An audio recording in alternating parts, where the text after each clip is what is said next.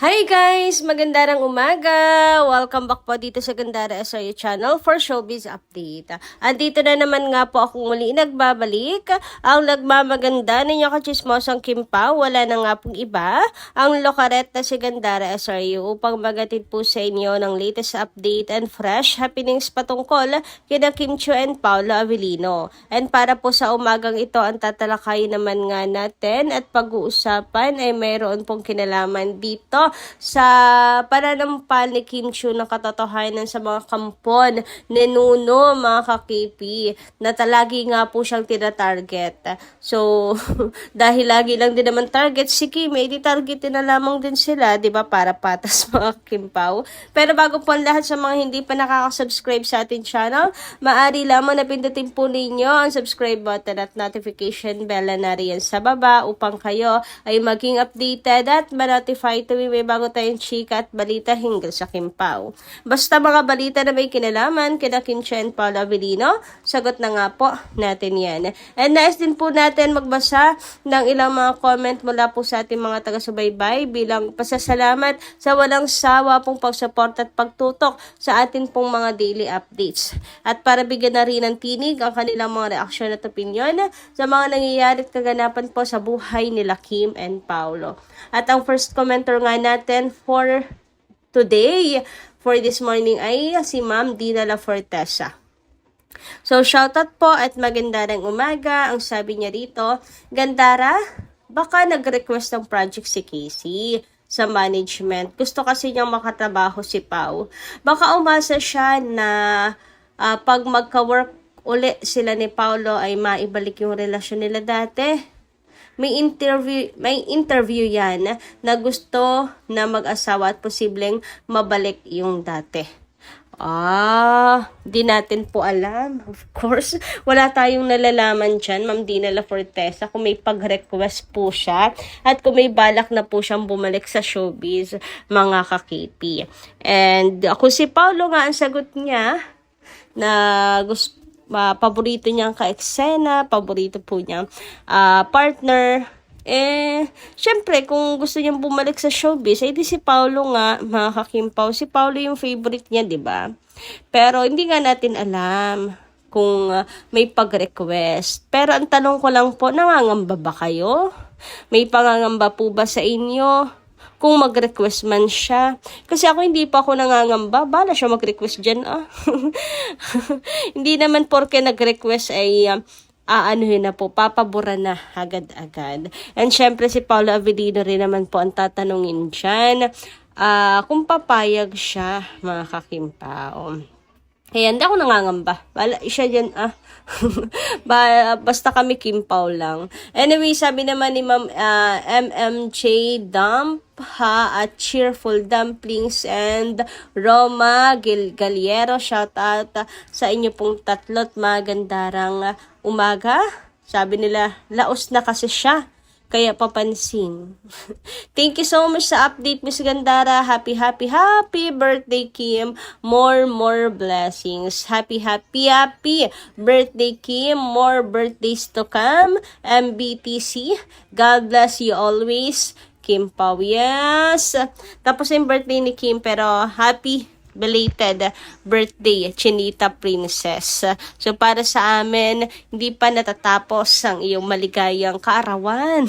Dahil, kung ano man ang iyong hiling, tulad ng sabi mo, ultimate happiness, nararamdaman po namin ngayon. Kaya, ngayon pa lang, we are so grateful and looking forward pa sa mga magagandang mangyayari pa sa buhay mo.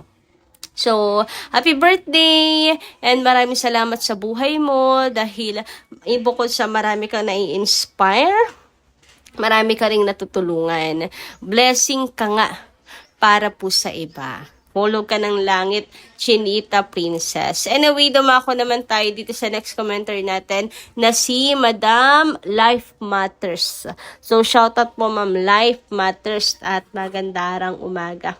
Sabi niya, I feel bad for the bashers whose idols didn't suit or fit Pao's female character selection for his life forever.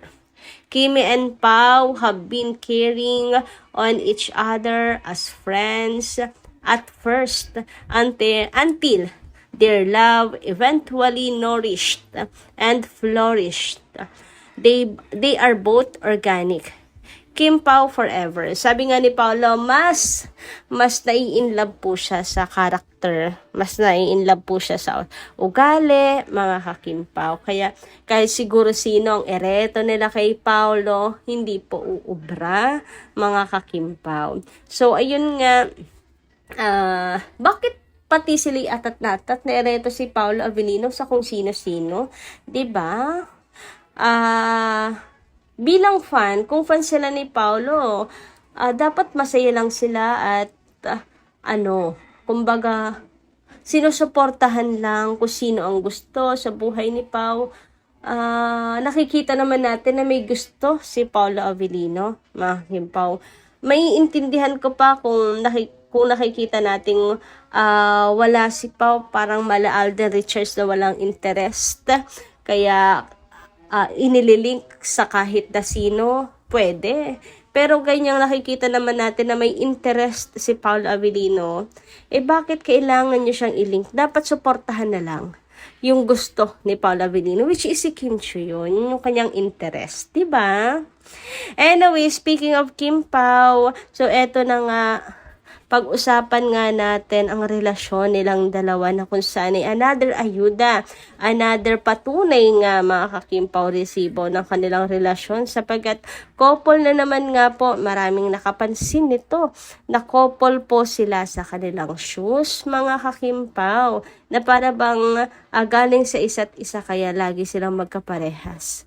Anyway, ayan nga, since lagi na nga daw pong pinupunterya si Kim Chiu, mga ka-Kim Pao ng mga kampon at fans ni Nuno, ito nga daw po ay isang malaking supalpal ni Kim para sa kanila. Ang katotohanan na ang Kim Pao ay real na real sa likod ng camera. Kasi even after po ng rehearsal ay ang sweet pa rin nilang dalawa. Kasi kung work-related lang po, hindi sila ganyan ka-sweet, mga ka-Kim Pao. Kung work-related lang to, di sana sa rehearsal lang sila sweet. Pero even after rehearsal, eto po sila napaka-sweet ng Kim Pao. Ayan, sa mga nang babash kay Kim Chiu, tina-target si Kim Chiu. So, eto ang malaking supalpal sa inyo ni Kim, isang hawak ng may karapatan. Nakikita nyo yan? Sobrang magnet nila sa isa't isa. Mas magnetic nga po sila kapag walang camera.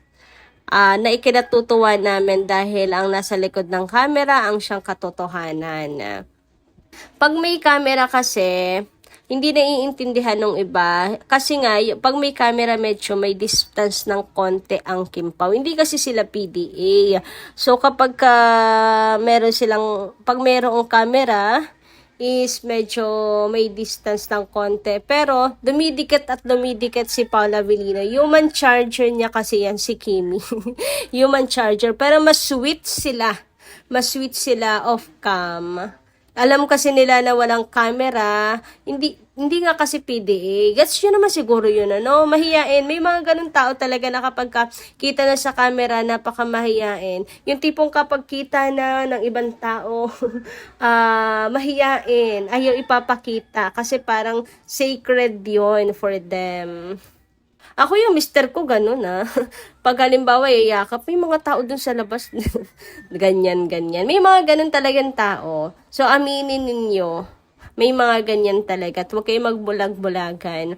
And, kami, basta masaya sa katotohanan na eto po ang nahawak ng may karapatang tunay. Huy, karapatang tunay. So, isang malaking supalpal po ito sa mga nangbabatikos kay Kim, sa mga kampon ni Nuno na laging si Kim ang tina-target. So, lagi na lang din si Kim ang target nyo. Di kayo na lang din yung targetin namin. Charot. O, ayan. Siguro naman, pati po sa mga Kim Pao fans na medyo nag-aalinlangan pa rin po kina Kim and Paolo. Siguro naman isang matibay na rin po ito na pruweba para po sa inyo. Ano po? ng Kimpaw po ay real na real na real na real. So, ayan, sobrang excited na ako sa Kimpaw's World Tour, mga kakimpaw, sa magiging prod nila Kim and Paolo duet. At kung maaari nga lang po sana, mga kakipi, ay meron po silang si Paolo Avellino, may solo prod din, nagigitara, ganyan. Yung iba nga nagwi-wish na mag-drum si Kim, pero mukhang imposible, mga kakimpaw, kasi wala akong nakikita sa rehearsals nila. Pero malay nyo naman, yung pala ay pasabog, yung pala ay surprise. So, tingnan at abangan na lang din po natin. Pero ano man po ang maging production, maging ano po, ng handog ng Kimpaw ay magiging masayang masaya ang lahat. Ang makita nga lang po silang dalawa na magkasama, kontento na ang mga Kimpaw fans. So, yun lang po muna yung ating update ngayong umaga. Maraming salamat po sa inyong pakikinig. And kita-kits po tayo muli sa mga susunod pa nating chika. Maraming salamat at ingat po kayo palagi.